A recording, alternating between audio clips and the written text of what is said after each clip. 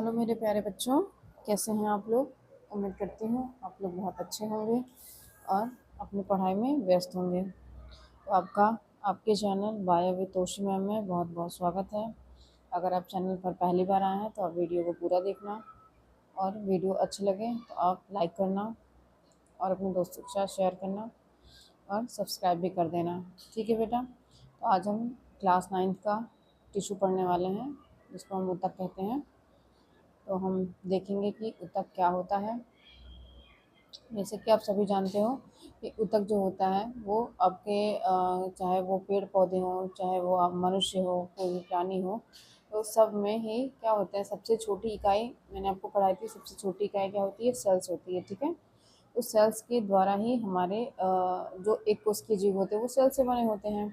उसके बाद एक कोशिकीय के बाद बहुकोशिकीय जीव आते हैं। ठीक है। तो अब एक कोशिकीय जीव तो एक सेल से मिलकर बना होगा, लेकिन जो बहुकोशिकीय जीव होते हैं बेटा, वो एक सेल होता है उसी के जैसे कई सेल्स होते हैं, कई लाखों सेल्स मिलके बने होते हैं। ठीक है।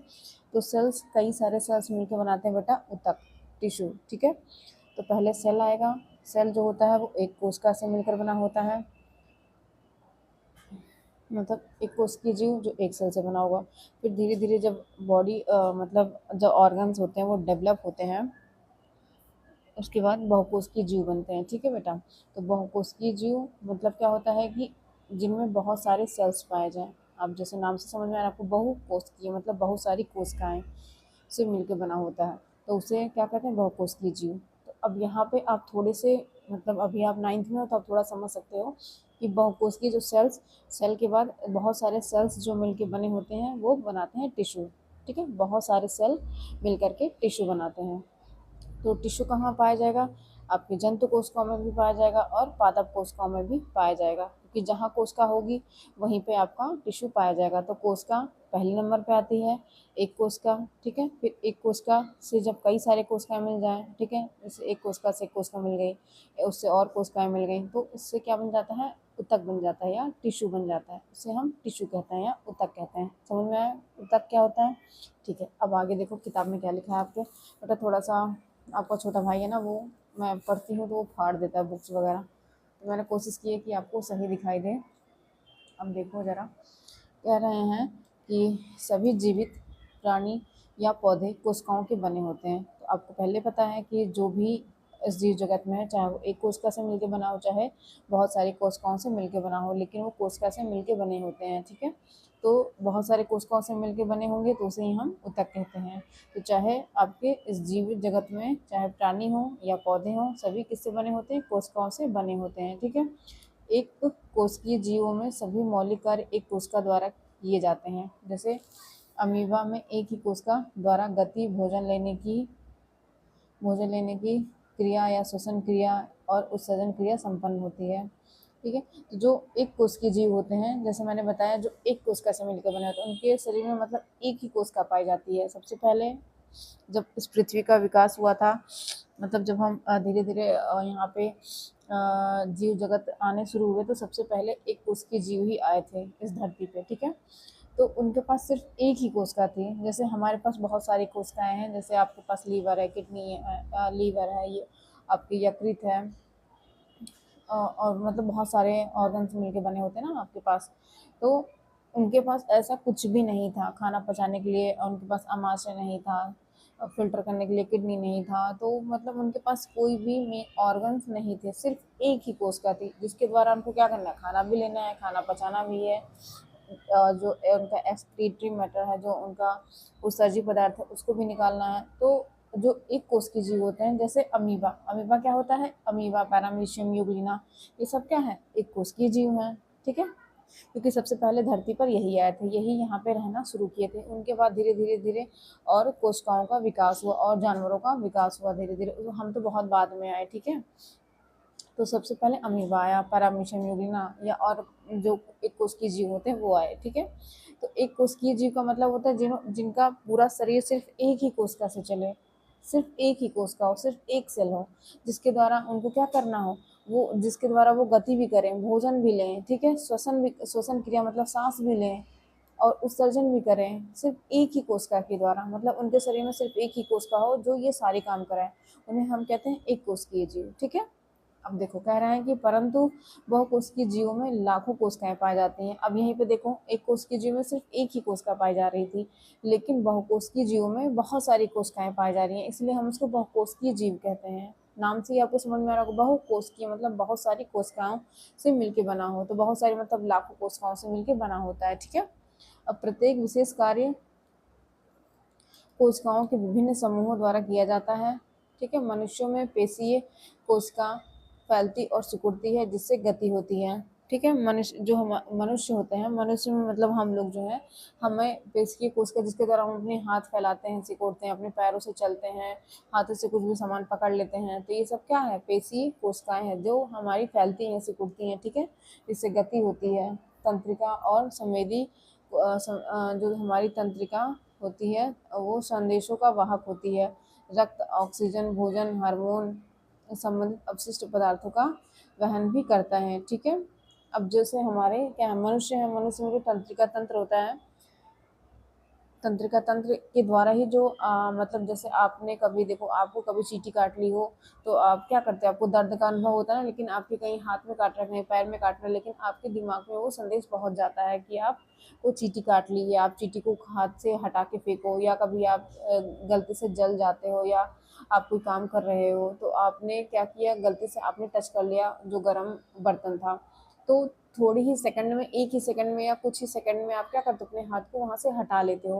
तो ये किसके द्वारा, तो ये आपकी तंत्रिका कोशिकाओं के द्वारा ही होता है, जिसके द्वारा आपके जो आपके शरीर में कहीं भी आपको चोट लग रही है, कहीं भी आपको दर्द का अनुभव हो रहा है, ये सब तंत्रिका कोशिकाओं के द्वारा ही होता है, जो मतलब एक सेकंड भी नहीं लगाता वो, और वो तुरंत ही क्या करता है, आपके दिमाग तक पहुंचा देता है संदेश को। तो तंत्रिका कोशिका ही होती है जो संदेशों को आपके मस्तिष्क तक लेके जाती है और तुरंत ही क्या कराता है, आपसे उसको उसको हटाने के लिए कहता है। जैसे आप जल गए हो, अब तुरंत ही क्या होता है, जैसे जले हो वैसे आप अपने हाथों हटा लेते हैं। अब ये थोड़ी सोचते हो कि अरे मैं जल गया, अभी देखो जल रहा हूँ कि नहीं जल रहा हूँ, 1 मिनट तक रखोगे आप, नहीं ना।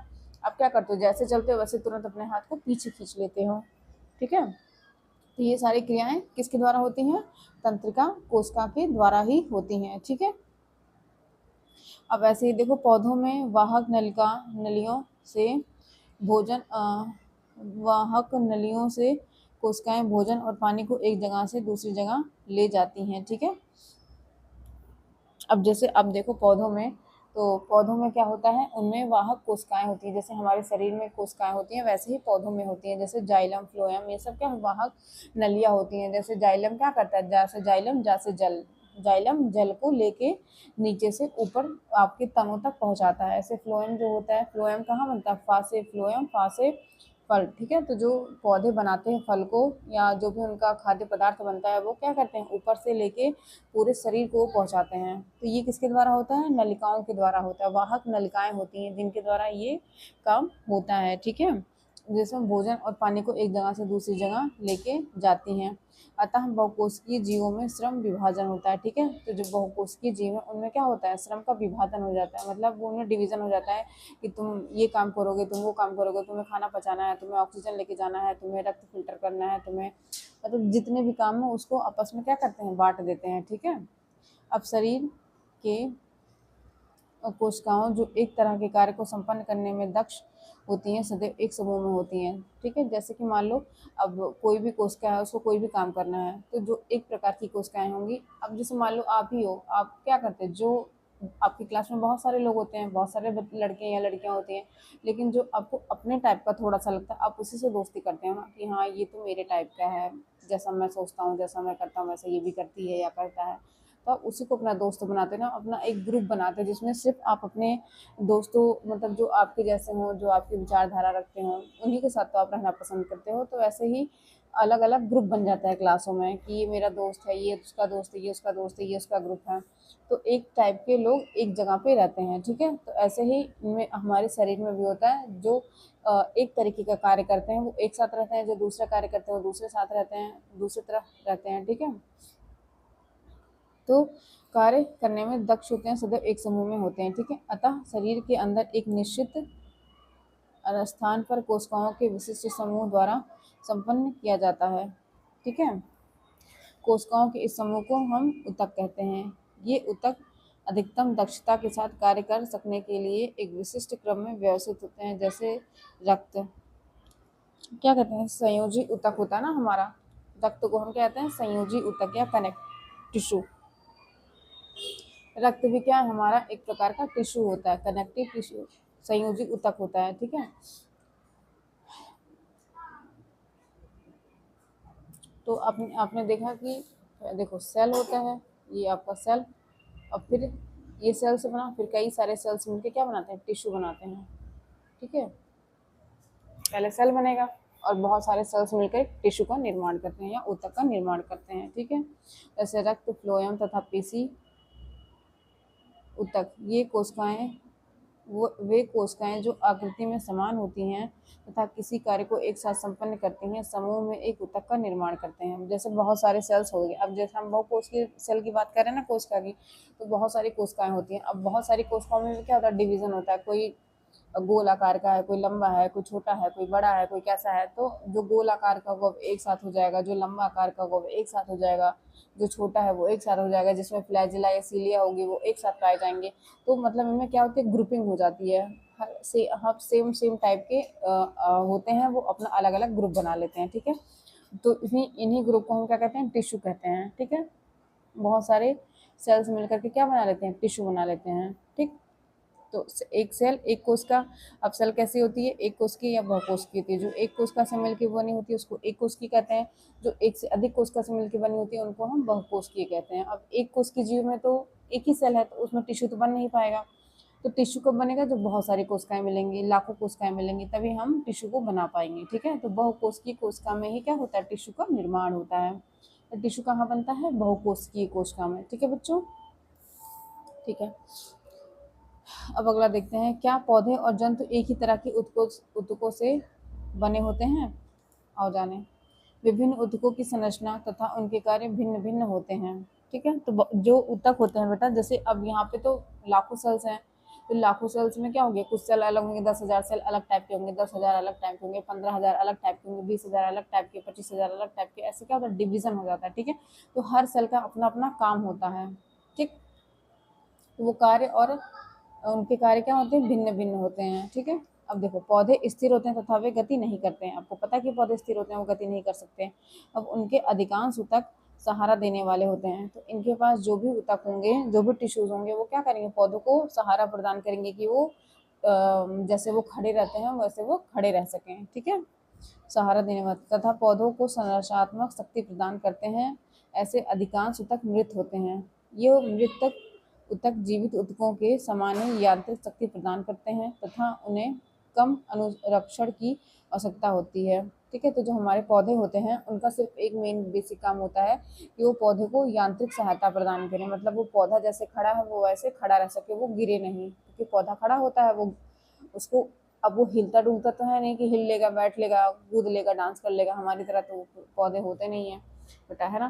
तो उन्हें क्या होता है, उन्हें सिर्फ एक जगह खड़े होना होता है, और खड़े होकर के क्या करना होता है, उन्हें अपने काम को करना होता है कि उन्हें खाना भी बनाना है, जड़ों से क्या करना है, जमीन से जड़ों के द्वारा पानी भी लेना है, खनिज लवण भी लेना है, सारे काम भी करने हैं और खड़े भी रहना है।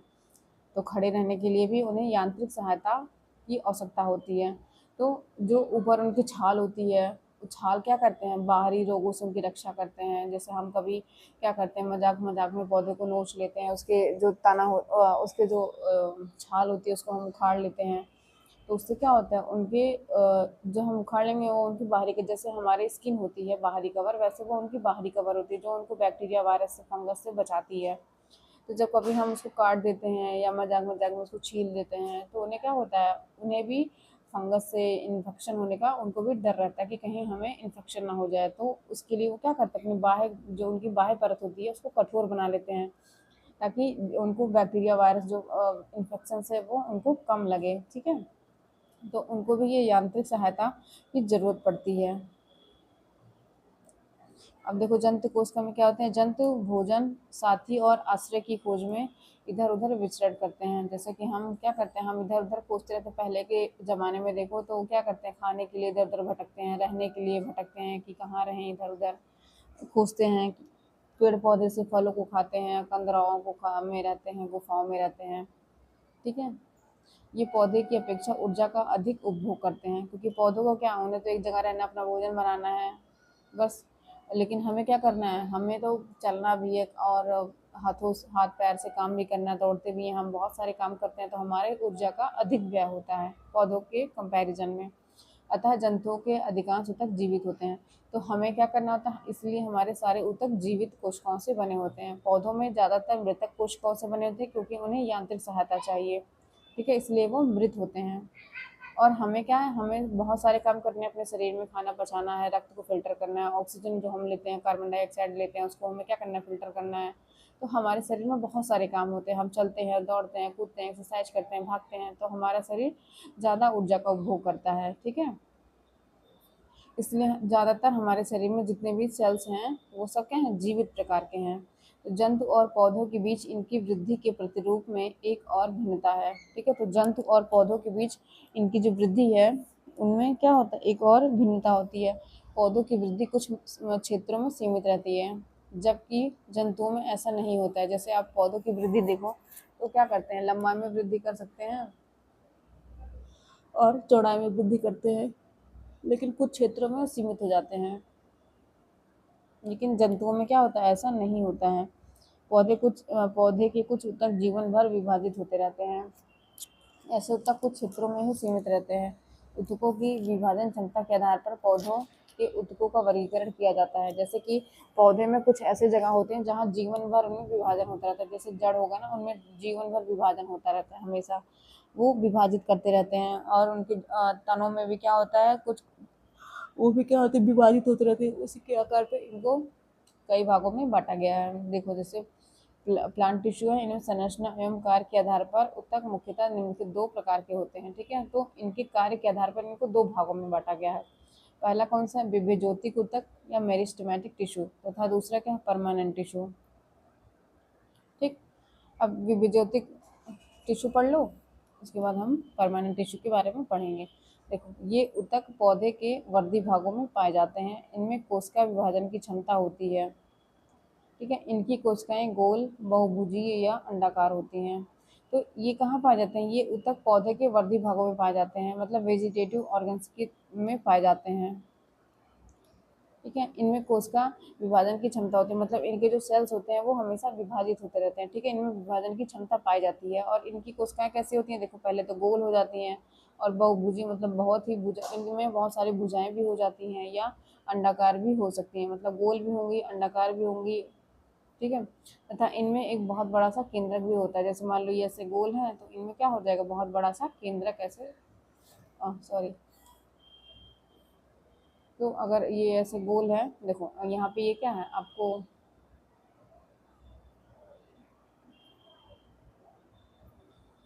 मान लो ये क्या है, गोल है, तो इसके अंदर बहुत बड़ा सा न्यूक्लियस पाया जाता है, ठीक है।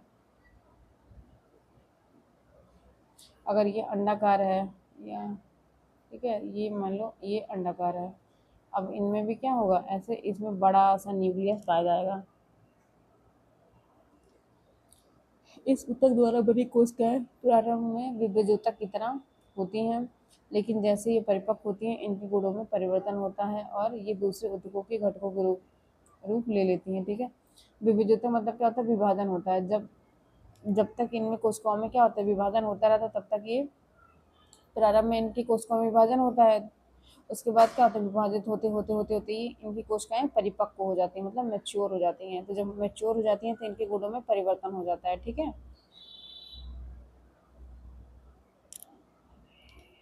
अगला क्या कह रहे हैं कि विभेज्योतिकी ऊतक कोशिकाओं की विशेषताएं, इनमें निम्नलिखित विशेषताएं पाई जाती हैं। कौन कौन सी, ये कोशिकाएं छोटी तथा पतली भित्ति वाली होती हैं। तो ये कोशिकाएं कैसी होती हैं, पहले तो छोटी छोटी होती हैं और पतली भित्ति, मतलब इनकी जो आउटर कवरिंग होती है वो बहुत पतली होती है, थिन लेयर होती है।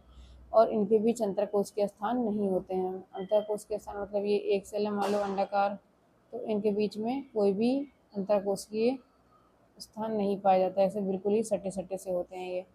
देखो इनके बीच में कहीं भी कोई अंतरकोशिकीय स्थान दिख रहा है, अंतरकोशिकीय स्थान मतलब कि दो कोशिकाओं के बीच का स्थान, ठीक है। अब इनके बीच में देखो कहीं कोई स्थान दिख रहा है, नहीं दिख रहा है ना, तो इनके बीच में अंतरकोशिकीय स्थान नहीं होते हैं। और इनमें कोशिका द्रव्य घना होता है। इनकी अब ये कोशिका है तो कोशिका के अंदर क्या हुआ, कोशिका द्रव्य होता है और ये बहुत गाढ़ा होता है। ठीक। अब अगला कह रहे हैं कि इन कोशिकाओं में केंद्रक अपेक्षाकृत बड़ा होता है। अब इनकी कोशिकाओं में क्या होता है, केंद्रक बहुत बड़ा होगा। ठीक है, मान लो ये इनका केंद्रक है तो ये कैसे होते हैं, बहुत बड़े होते हैं। ठीक है, तथा रसधानियाँ कम, छोटी या अनुपस्थित होती है। रसधानियाँ मतलब वैक्यूल्स, तो मान लो ये क्या है, आपके कोई सेल्स है। ठीक है, अब इस सेल्स में ये बड़ा सा न्यूक्लियस होता है। अब इतना बड़ा तो न्यूक्लियस हो गया तो रसधानी के लिए जगह ही नहीं बचती, या तो होगी तो छोटी होगी या फिर होती ही नहीं है। ठीक है,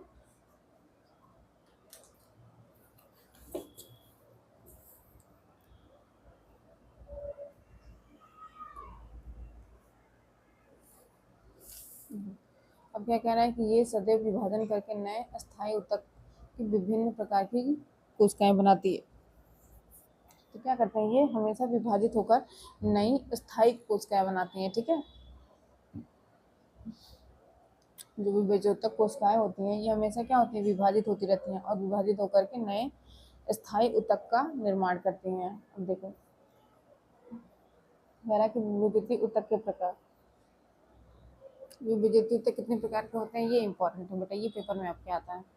पादप शरीर में उपस्थित के आधार पर विभजोतक ऊतक 3 प्रकार के होते हैं। ठीक है, कौन कौन से होते हैं देखो, पहला शीर्षस्थ विभजोतक, दूसरा पार्श्व और तीसरा अंतर्विष्ट या एपिकल मेरिस्टेम, लेटरल मेरिस्टेम या इंटरकैलरी मेरिस्टेम। तो अब शीर्षस्थ का नाम से ही पता चला कि मतलब ये कहीं भी होगा तो शीर्ष पे होगा। ठीक है, कह रहा है कि यह ऊतक तने तथा जड़ों के सिरों पर पाया जाता है। तो कहाँ पाया जाता है, पहला तो तने और जड़ के सिरों पे, शीर्ष मतलब सिरों पे पाया जाएगा। ठीक है, कहाँ पाया जाएगा, तने के सिरों पर और जड़ के सिरों पर ये पाया जाता है, जिसके विभाजन से जड़ और तने लंबाई में वृद्धि करते हैं। तो लंबाई में वृद्धि करने का क्या कारण है, जड़ों और तनों में शीर्ष एपिकल मेरिस्टम के कारण ये क्या होता है, शीर्षस्थ विभजोतक के द्वारा ही इनके जड़ और तने में लंबाई में वृद्धि होती है, चौड़ाई में नहीं। अभी देखो मोटाई की वृद्धि हम देखेंगे, अभी हम देख रहे हैं कि लंबाई में वृद्धि कैसे होती है, पौधा लंबाई में कैसे वृद्धि करता है।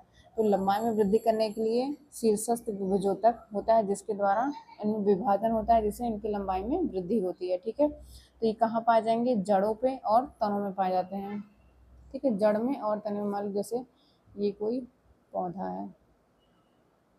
ठीक है, जो भी विभजोतक कोशिकाएं होती हैं ये यहाँ पे पाई जाएंगी, इनकी जड़ों में, ये इनकी जड़ है। ठीक है, और कहाँ पाया जाएगा, इनके शीर्ष में, मान लो ये पौधा है तो पौधे के शीर्ष पे पाया जाएगा। ठीक है, अब देखो अगला कह रहे हैं कि लेटरल मेरिस्टेम, इसकी कोशिकाओं के विभाजन से तने व मूल की मोटाई में वृद्धि होती है।